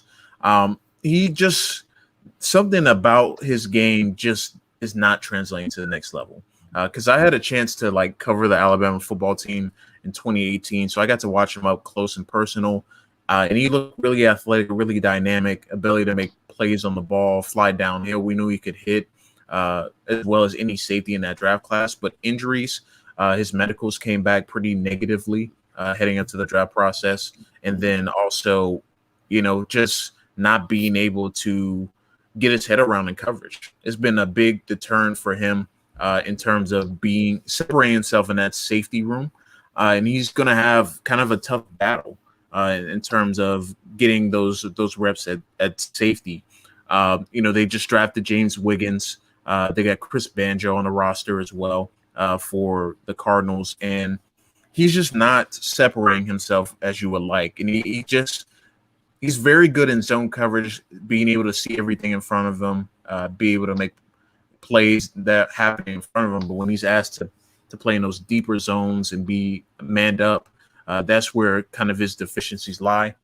And honestly, I don't know if he's going to be the star of the full season because he hasn't played a full season of NFL football in his career. He's always dealing with injuries or something else. So it'll be interesting to kind of watch that battle. I think I'm a big fan of James Wiggins. I can't believe he lasted all the way to the 7th round. But I think he can really push for that spot later in the year and possibly next year because I think they have a special teams kind of role for him set out this year. I think he may be the gunner. I think he was working that in the first preseason game, and he could be kind of that special teams ace and then, kind of work his, the more he's comfortable in Vance Joseph's complicated defensive system, I think he'll eventually be on the field.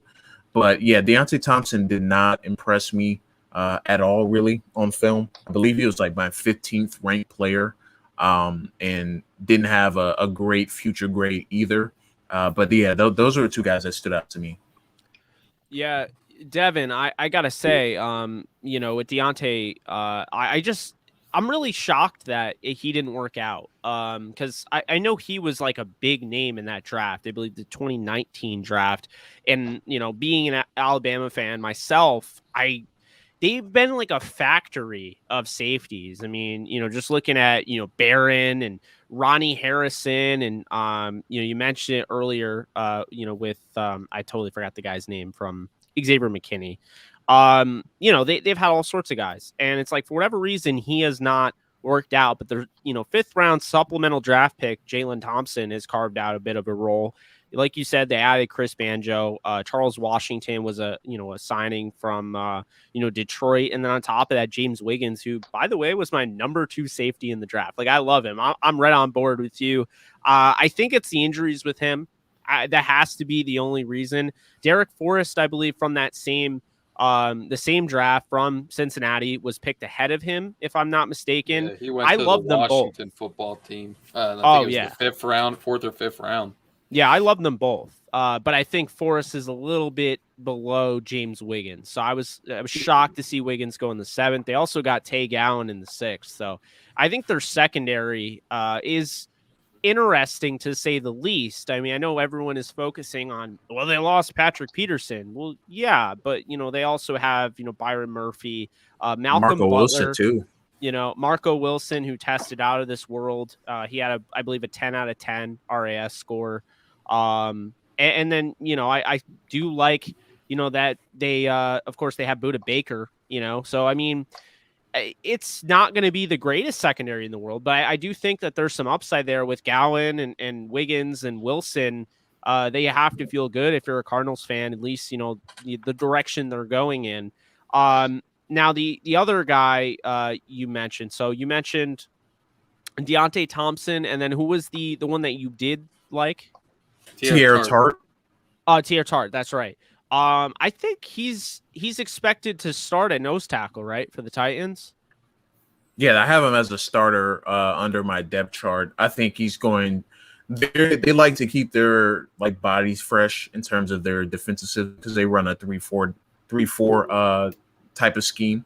Yeah. So they kind of rotate guys. That's why I said in the write up that I think he's going to be kind of a rotational kind of career backup type of guy, but I think he can really carve out a role as someone that's very dependable in first and second down, and like I said, really be disruptive in the front 7 in resetting the line of scrimmage. So what I'm going to do is, since I accidentally skipped you, I'm going to give you 2 more players. All right. Roy, what were you saying? Before Devin starts here, buddy, because I do want to hear your 2 more players. Yeah. I got to shout out Zach Garton. He wasn't able to make it here tonight. All 22 addict. Great follow. He wasn't actually able to be here tonight because he's coaching football this evening. So if you haven't had a chance to, make sure you go check out his teams. He had the Carolina Panthers, which are his Carolina Panthers, the Baltimore Ravens, the Cleveland Browns, or the Fighting, Baker Mayfields, whatever you want to call them, and the Green Bay Packers. But if you want to read a spot-on assessment of J.C. Horn, go check out J.C. Horn's assessment by Zach Garton. But that's my little plug. I had to make sure I had to throw Zach out there because he's a great mind in the football industry here too. So Devin, let's hear your other 2 here, buddy. So he didn't end up, I can't remember where he ended up now, but he didn't end up on the Miami Dolphins, but someone that was also high on coming out of Syracuse was Trill Williams. He was initially on the Dolphins roster, but I believe he got, I can't remember what team he plays for now. Or does he play for the Dolphins still? He plays for the Dolphins now. He got cut by forget the other team. Jacksonville, maybe he was on. He's with Dolphins now. Anyway, I completely had that backwards. But anyway, Trill Williams, he was really, really impressive on Syracuse's film. I can't believe he went undrafted. Very athletic mover, can really swift hips, really has the recovery speed that you look for, kind of that modern day corner. I really think he can make the team. Like legitimately and be kind of in that rotation, kind of as a backup and a special teams guy, at least in the first couple years. Obviously, their 2 corner spots are kind of locked down at this point, Xavier Howard and Byron Jones. But I think he can develop as a nickel and be able to play on the field consistently. I believe he had some flashes in the first preseason game where he made some plays, was able to kind of lock down some opponents. He has a weird number right now in preseason. He's number 51 for some odd reason. I don't know why they chose to make him number 51 as a defensive back, but he's someone that I really, really liked in terms of being able to cover really in any position. Bill Belichick written all over it. Yeah, but I can't understand it. But yeah, he's someone that really impressed me. I liked him coming out of college, and then of course going back to watch him again to kind of confirm that. Definitely so, and I knew he was going to make some roster. And I remember he got signed by the Saints, but he got released because I think he may have failed a physical or something like that. So that's why I remember that. And luckily, he landed on one of my other teams that I had too. But yeah, he was someone that I was really impressed by and loved what he brought to the table in terms of skill set. Now, another player that kind of disappointed me. I'm gonna go to my Saints because I haven't talked about them because me and Jake had a conversation already. We both love Marquez Callaway, and he was pretty high on my list. So that was not a shock. That aged like fine wine, man. Yeah, for sure. But a player that I was a little disappointed on was Stevie Scott III, who actually just got cut, I believe, the other day. I liked him in 2019. He was like a very productive back, kind of more of a power type player, had nice vision. But in 2020, he took kind of a step back for Indiana before he came out.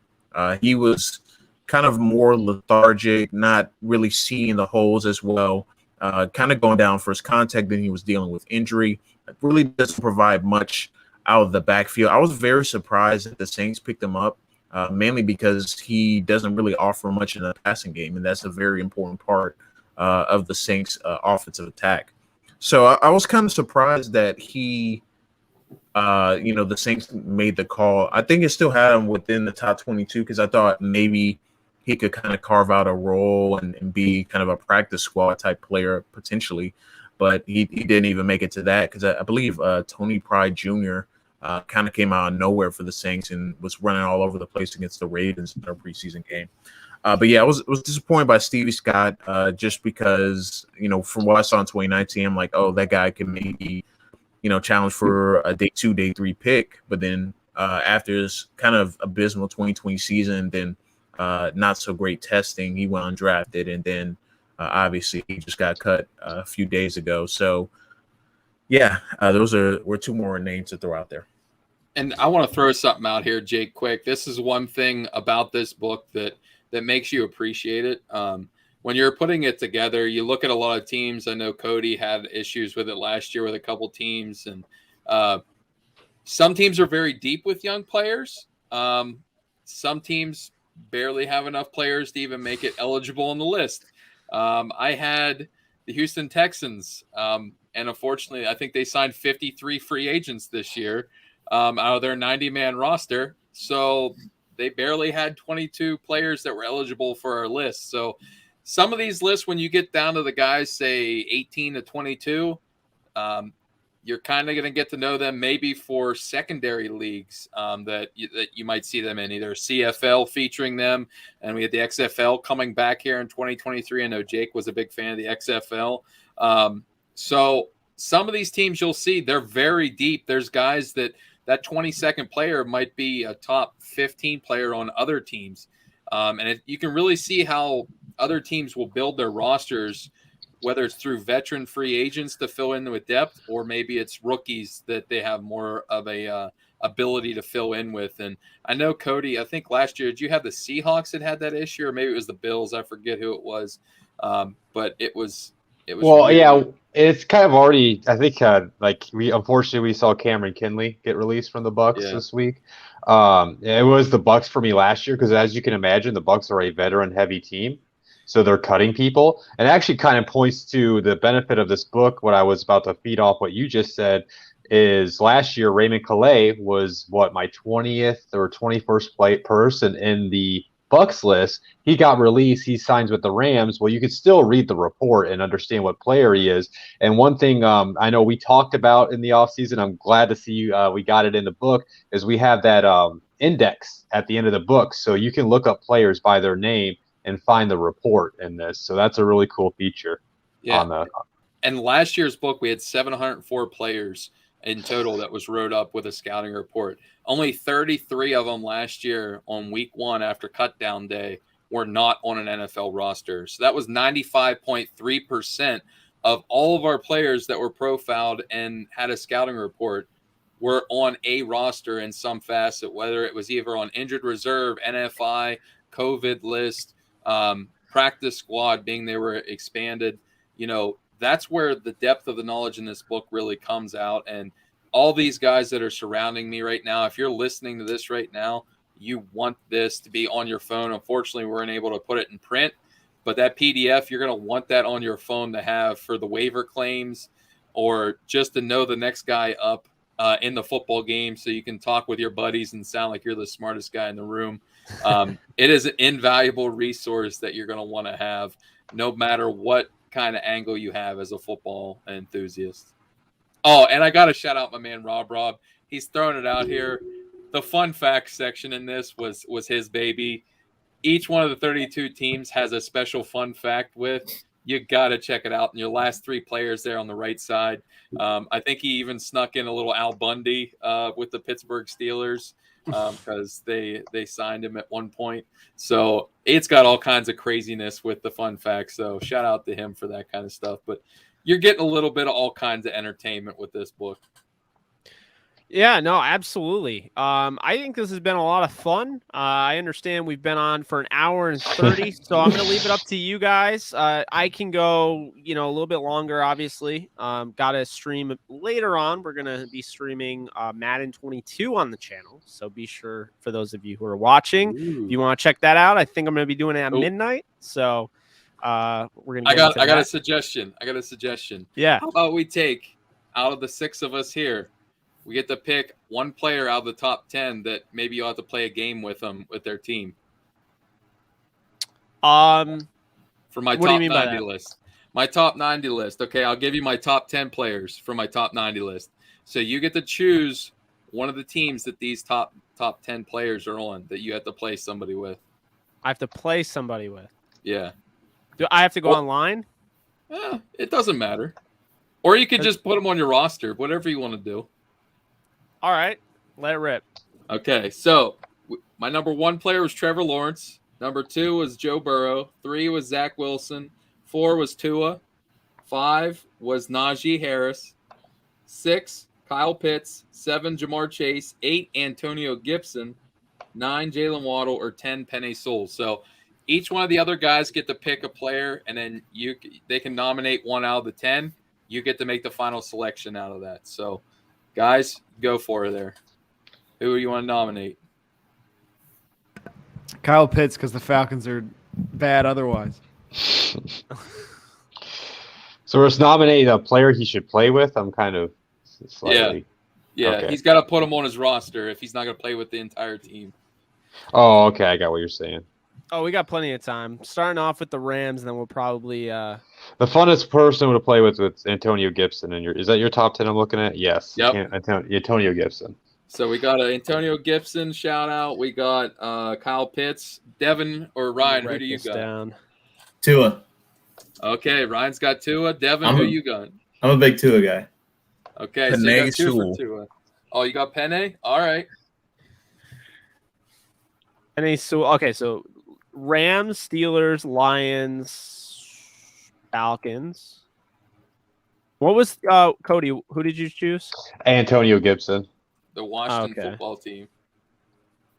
And then Devin, who do you have? He said Tua. Penei Sewell. No, I said Penei Sewell. Penei. Okay. Oh, you had, okay, all right. So I'm gonna play as the Rams, the Steelers, the Lions, the Falcons, Washington, and Dolphins. We'll see if we can do that all tonight in the stream. That's gonna be a lot. If not, put them on your team, buddy. Just put the player on your team. So I'm gonna leave it up to you guys. What we could do, since we have a few people in here, is what was that last question that you asked before Roy remembered that we missed Devin in the discussion? It was like We're a player. Nominate a player or something. Well, it was like an event that would change the course of the NFL season or something like that. Oh yeah. I totally forgot about that. You want to finish up that one? Yeah, let's do that, and then we'll call it a show. That. Sounds good. So, Ryan, you're up. All right, I got 2. I think 1 would be Carson Wentz. I think if him and Frank Reich get back, if you follow me on Twitter, I'm a huge Carson Wentz fan. So I've gotten quite a bit of crap for that over the summer here, and then of course when he got hurt, everyone remembered that I was the Carson Wentz guy and came back at me. So you're good, man. But I think that's one, and then I think NFC West quarterback situation is going to be something that's a lot of fun to watch. I think the way that the Seahawks and Cardinals both finished out their years last year were extremely underwhelming, and I would expect that to change. The battle, depending on when Trey Lance takes over at quarterback for the Niners, if he does, if Jimmy G stays there, I think is going to be fun. And then, Jake, you've got my guy Stafford out there now. And there's I'm a little worried just because he's got everything that everyone's wanted him to have his entire career. And then Akers goes down. He hurts his thumb, banging it off a helmet. He's had like 2 or 3 back injuries the last couple of years. So if Stafford goes down at any point, that's going to shake up the entire NFC, I think, too. So I think that's going to be the division to watch throughout the whole season. So I'm just going to comment real quick on that Stafford thing. Because I have to, and I know Detroit fan, Rams fan, or I did that backward. Detroit fan, Rams fan. I did earlier. I was trying to point to you, and I did that. Yeah, it's Roy over there, and it's like to the abyss, whatever. you know. Anyway, I'm just gonna say this, and I don't care how hot take-ish it is. The Rams fans here know what I'm gonna say. If Stafford goes down, who by the way has been one of my favorite quarterbacks, one of my favorite players in the league for years, so it's been a dream come true for him to go to the Rams. Sure. But if he were to go down, they'd still be a Super Bowl contender because John Wolford with that roster, what he has there, they were able to do it with Goff last year. They were not far off from, making the NFC title game when you really look at it. Aaron Donald playing at 20%, and then, basically he pieced out of that game, was not healthy. Cooper Kupp not able to play, and you have 9-fingered Jared Goff, who put them in position to potentially win that game against Aaron Rodgers in the frozen tundra. So Sure. I'm not entirely sold that losing Stafford would be a death sentence to the Rams, because I look at their defense last year, number 1 in the league. This year, I'd say they're, going to stay around the top 10. I think, Roy next to me, that Steelers defense has a chance to be the best in the league. And I'm not going to lie, losing John Johnson is going to sting for the Rams. Losing Troy Hill, I think, might sting a little bit more, because I'm just not as confident in David Long in that situation at nickel. Maybe they'll push, Terrell Burgess in at nickel. Not really sure. But no, I think they have a lot there going for them. I'm excited to see Jacob Harris. I'm excited to see a guy like Tyler Higbee, who he had a 3-touchdown game against Jack's Eagles. And then, after that, he got hurt and really didn't get an opportunity the rest of the year. We saw what he could do I know it's probably annoying people, but the last 5 games of 2019, he exploded. He was the most productive tight end. So I'll just say this over and over and over again. John Wolford can play in this league. He showed that in the AAF. He showed that he's a leader of men, can go out there. He showed that in week 17 against the Arizona Cardinals when, the playoffs were not a guarantee. And, he has the toughness. He has the mobility. He's the guy. Think about this. If anything, he's the guy, as I wrote in my report, in the beginning of my report for the Rams in this book, he's the guy that opened up McVay's eyes that Goff wasn't the guy. So keep that in mind. You may look at that and say it's more so that Jared Goff wasn't the guy and less about John Wolford being the guy. But I'll tell you this right now. John Wolford is a restricted free agent, and he's built pretty much exactly like Russell Wilson. Doesn't have the arm, but he's got a solid arm, a good enough arm, can make the throws. The mobility's there. The leadership factors there. On top of that, this guy is just able to, he feels the pressure. And I think there's too many guys there where this team is a Super Bowl contender, with Stafford or with Wolford. But I think Stafford makes them record-breaking type of offense level scary.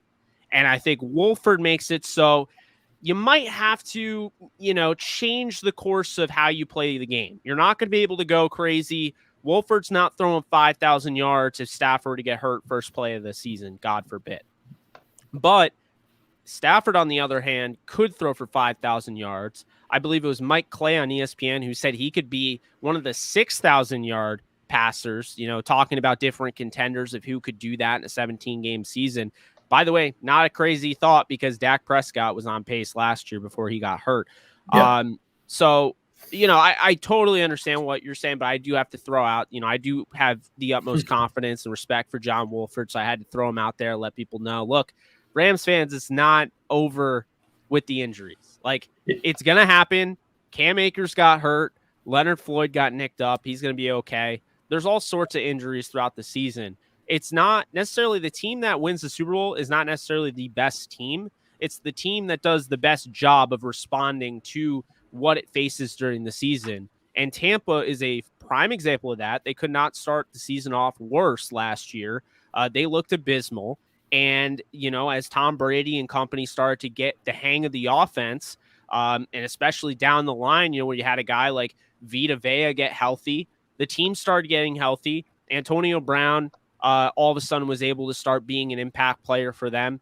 And the sky was the limit. And I think that's the thing with this league is why we love it so much, is the unpredictability of it. But on top of it, it's like, even if your team goes, let's say, what is it? There's 17 games now, so I have to do math. So even say your team goes 10-7, right? As long as they make the playoffs, they have a shot. And Tampa, if you remember, they didn't even win their division, I believe. I think it was the Saints that won the division, right? Or did Tampa steal it? Yeah, because Tampa went on the road and they got into that battle with Taylor Heineke and the football team. That's what I mean. So, for a while, it was always, if you're not a 1 or a 2 seed, you don't have a chance. But more and more, we've been seeing these later seeds, you know, these lower seeds make an impact. The How much Rams that- knocked out Seattle. You know, How much that last year was the lack of fan presence in a road game in the playoffs, though. I think that's gonna be. I think that's going to be a huge difference this year. Is if you're going to have packed stadiums, I think that's going to change a lot more than what we saw this year going into next year. That might be Roy's angle on Baker Mayfield. Let's see if he can do that with and I'll say this. I'm going to piss off people. Let's see if Josh Allen can do it in front of the big. You know, Josh Allen is throwing with hardly anybody in the stands. Let's see him do it this year. Same thing with Baker. Let's see those guys that back to my Carson Wentz point before I move on. Yeah. Carson Wentz did do it in front of fans. So he did. You never know. You never know. I see Cody stewing down there. I want to hear his. Yeah. Oh, Cody's not a painting? No, I see his like one player down there. He's been really intently thinking, and I cannot wait to hear this one. Oh, I just been trying to. We can't forget about this guy, by the way. Devin's gonna go before me. I don't want to forget Devin. But I just see Cody intently thinking down there, and I'm like, my bold take is the Bengals might sneak their way into winning the AFC North this year. Wow. I will say, I think their defense is underrated. I don't think people are giving how good their defense is. Or they got a nice little young crew at the linebacker corps. Their secondary is a lot better with the addition of Mike Hilton. They brought in Chidobe Awuzie. They got Trey Waynes there, and then Jesse Bates arguably is a top safety in this league. And Von Bell is not that bad himself. And you got Trey Hendrickson working off the edge, opposite of what's his name. Sam Hubbard, and then DJ Reader takes up space. Oh, of course. See, I'm getting so mad. I'm pounding my desk and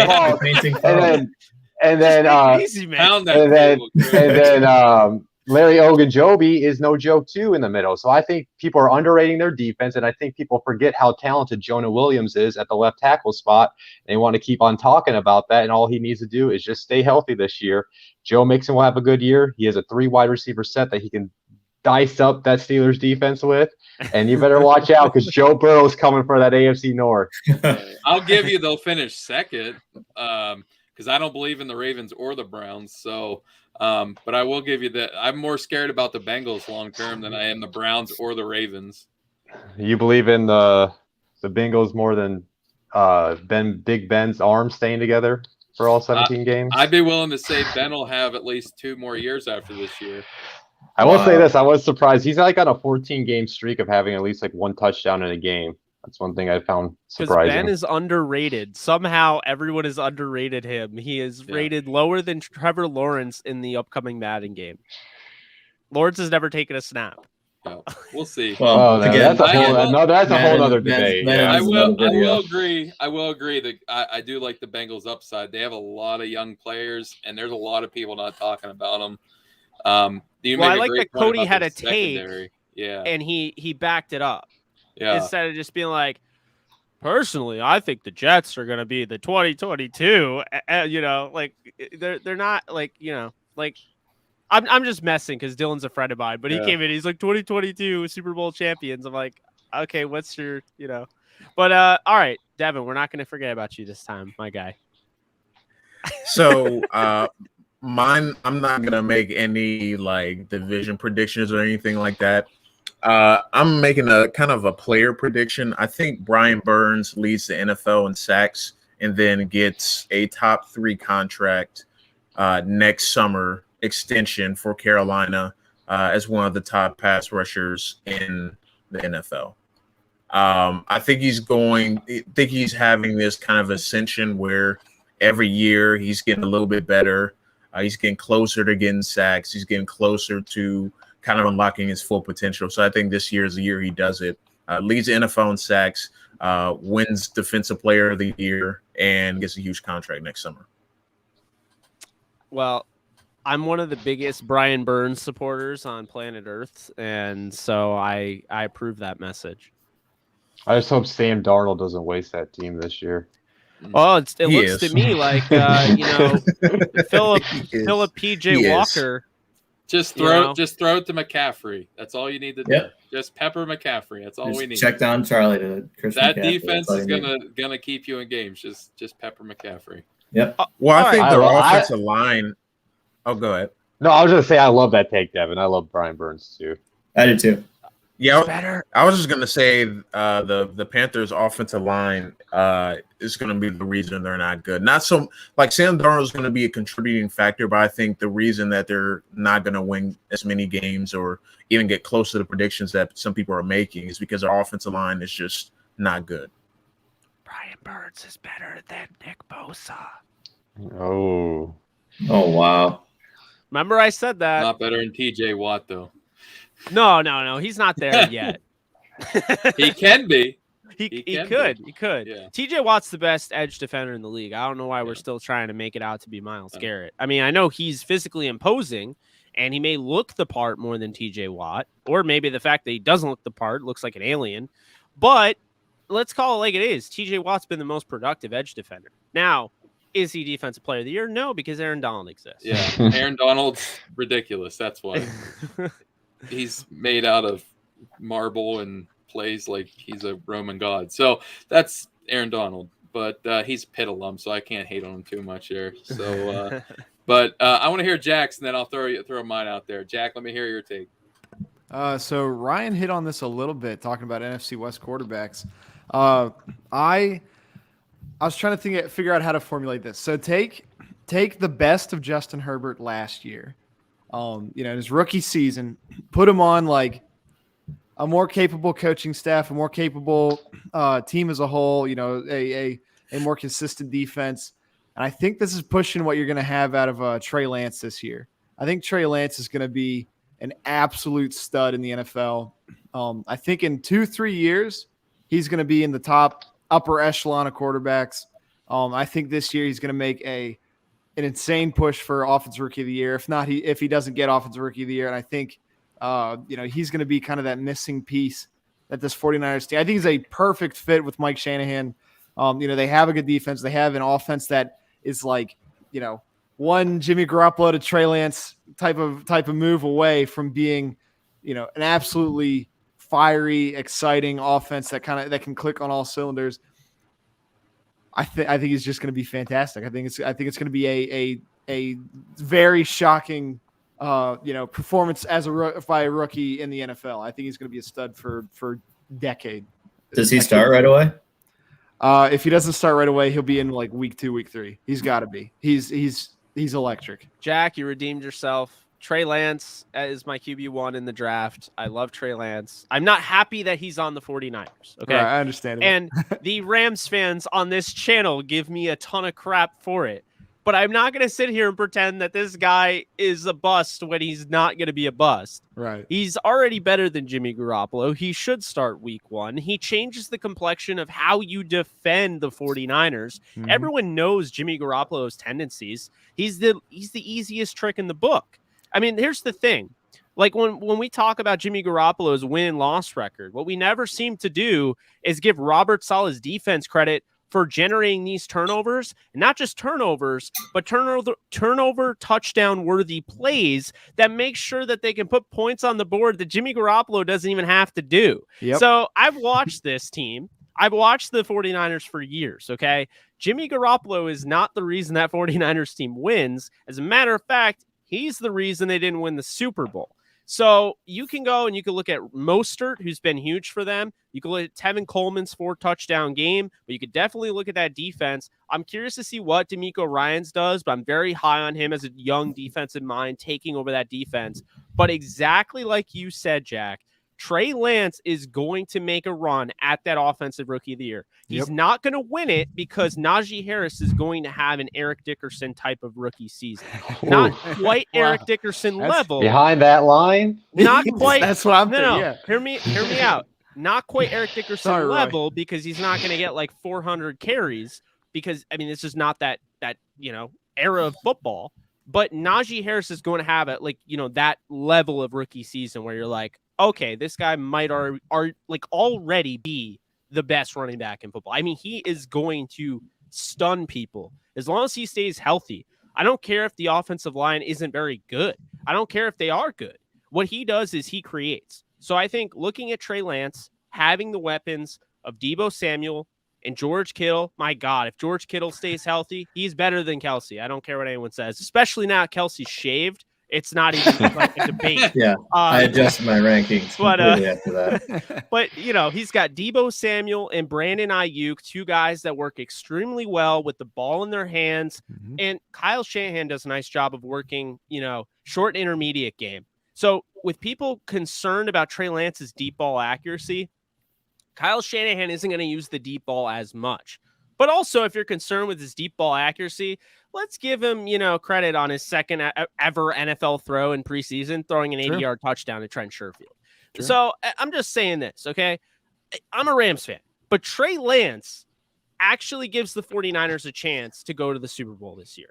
I'm not saying they will. I'm actually saying they probably won't. The 49ers are going to come in second in the NFC West, in my opinion. But Trey Lance is the reason for that, and also Trey Sermon, because I think those two guys can be used in tandem.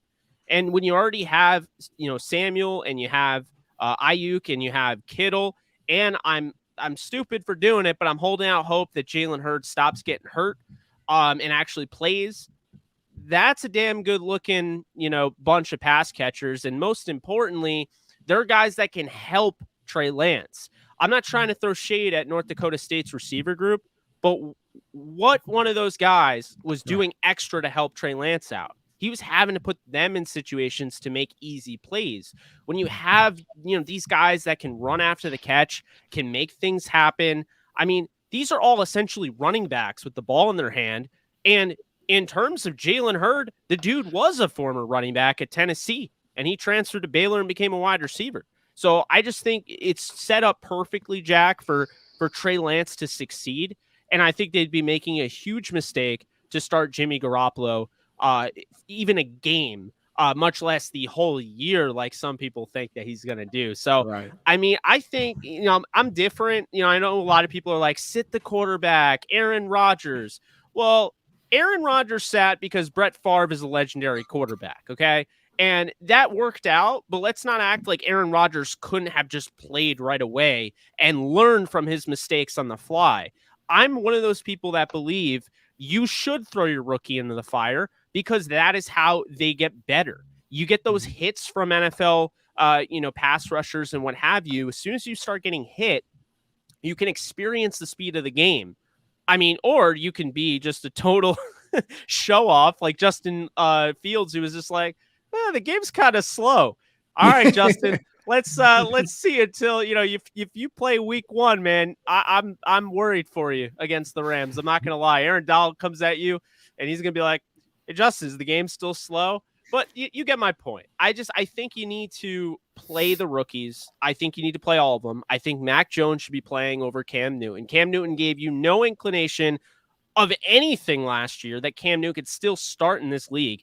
8 touchdowns, 10 interceptions doesn't win you football games. So that's kind of where I'm at. And Jack, I know that's a huge rambling on session there, but I was really glad you mentioned Trey Lance. It allowed me to have all these branch things absolutely. I wanted to throw out there. The only reason he wasn't my quarterback 1 is that Trevor Lawrence just seemed more like there's a bust potential in Trey Lance that is slightly larger than the bust potential of Trevor Lawrence, in my opinion. I think that's fair. Yeah, I think he's an outstandingly smart quarterback, one of the smartest quarterbacks to just enter the NFL with that level of talent day one. And he's going to impress some people. I am such a Trey Lance fan. I know you are, man. Yeah. I wanted the Eagles to get him so bad. But oh, well, yeah, that's whatever. Yeah. I mean, I thought at one point or another the Rams might be able to. I don't even know why I thought this, but I thought the Rams could just trade 8,000 picks and Jared Goff and move up. And this is before Stafford became available. But I was hoping that Trey Lance would somehow fall into the teens. And I just never bought the Mac Jones hype. I mean, I think the Jets better hope they nailed the Zach Wilson pick. He, I think, has the highest bust potential because those guys that just go from, out of nowhere, have a great year after struggling in college. They either learned a ton, and came back and faced adversity and dealt with it the right way. And they truly are at this level now, or it was one of those fluke college years where, BYU, everything came together. Dax Milne was just a great receiver for him in college, things like that. So we'll see, but I do think that was the Jets are going to regret it if he doesn't end up being, if he can't handle New York, they're going to regret it if Trey Lance ends up, taking San Francisco to new heights. And I think, I hate to break it to your Rams fans, but I think it's going to be Niners-Rams every year for the foreseeable future. I think that rivalry is going to be, rebirthed, and I think it's because they decided to, instead of just taking it like, oh, we have Jimmy Garoppolo and being, just taking the easy way out here and just being like a contender, they decided to take the risk, go after a guy that could give them maybe 10 years. And honestly, they're in better situation than the Rams because of it long term, because Stafford, he can start, probably 5 more seasons, maybe even more. But my question is, how much longer does Stafford want to play? I mean, he's been through a lot. I guess we'll see. And then you have Kyler Murray in Arizona, and you have, Russell Wilson in Seattle. So really the 2 best quarterback situations, Lance and Murray, long term. But yeah, does anyone have anything else? Any parting thoughts? I got one. So yeah, I was leaving mine for last, and I'm not just picking one player. I'm picking your listeners out there. The football universe, they're the ones going to make the difference this year. We didn't have fans in the stadiums. Ryan talked about it a little bit, and you did too, Jake, with like the Bills and the fans and Josh Allen. Is he going to be able to do that? Last year it was so weird not having that vibe and having, the ups and downs of the crowd that's there. I think that's going to mean the world this year. We went through a hard stretch this last season plus and what's been going on in the world. I think we really need football to take that center stage again. I think we're a better nation. I think we're better people when we're all, enjoying a sport that we love and we can meet on that common ground. And, coming into this book, your listeners as well, if they're enjoying it, it's going to be a success. We're going to be able to do this next year and have this roundtable discussion. And, I just want to thank you, Jake, for hosting this. I want to thank all these guys that are with me here that had a part in it. I can't wait to see, the growth and everybody that maybe leaves the comments out there. The Prospect Encyclopedia does have its own Twitter site. It's actually the Big Country Scout, because that's my scouting LLC, my company. So make sure you're following there. Hit me up. Leave me some feedback of what you think of all these guys' great work. Great stuff, guys, talking about this roundtable discussion. This book is a multi-platform use. Like Rob's been thrown out here in the comments. Go check out the All-Star games. I can't thank them enough. Senior Bowl, NFLPA Collegiate Bowl, East-West Shrine Bowl, for allowing us to use that. When you're looking through your teams, you're getting to really know what events they pay attention to in the draft. So that should be the ones you as the fans of that team should be paying attention. The international players, everything that's a part of this book, everybody that's had a hand in it. Thank you, guys. Cannot wait to see the growth. Like I said, Jake, thank you for hosting this. Cody's throwing it up there. You cannot. Now it's gorgeous. Yeah. I'm going to be scrolling this thing for the next few weeks while I read over it. Can't wait. But I want to say this really quick before you wrap up, Roy. Speaking as the fans, you can tell people are clamoring for football. I don't know if you guys watched the game on Sunday, but when Ehlinger led that comeback against the Panthers, it was a simple preseason game. It's four stringers in there, and that crowd was the loud. I haven't heard a Colts crowd like that in a year. It got me all right, let's do this. Let's come back. So I'm with you guys. I cannot wait for the season to start. Oh, it's so much better when fans get into it at the end of a preseason game, man. I just remember, the Rams' first game back in LA, playing at the Coliseum, playing, Dak Prescott's debut. And he had just absolutely taken the wind out of the Rams' sails. Goff was horrible. They took him out. They put in Sean Mannion. Now, I give Sean Mannion all sorts of crap during his time with the Rams. Dude was a statue, one read, Riley, check down Charlie, whatever you want to call him. But when he threw that game-winning touchdown to Nelson Spruce, the whole fan base was just insane. I mean, I understand it's a different moment because everybody, it's the first time they're in LA, but it was a preseason game and it was like a playoff atmosphere if you ask anybody that was at that game. So it's just, God bless Sean Mannion, the Beaver legend. Yeah, I mean, it's crazy. But anytime, you get, crazy ending to a preseason game, you gotta love it. But guys, I mean, that's going to do it. We got 2 more preseason games left, and then football is right around the corner. I believe there's, 27 days left until Sunday? I don't know.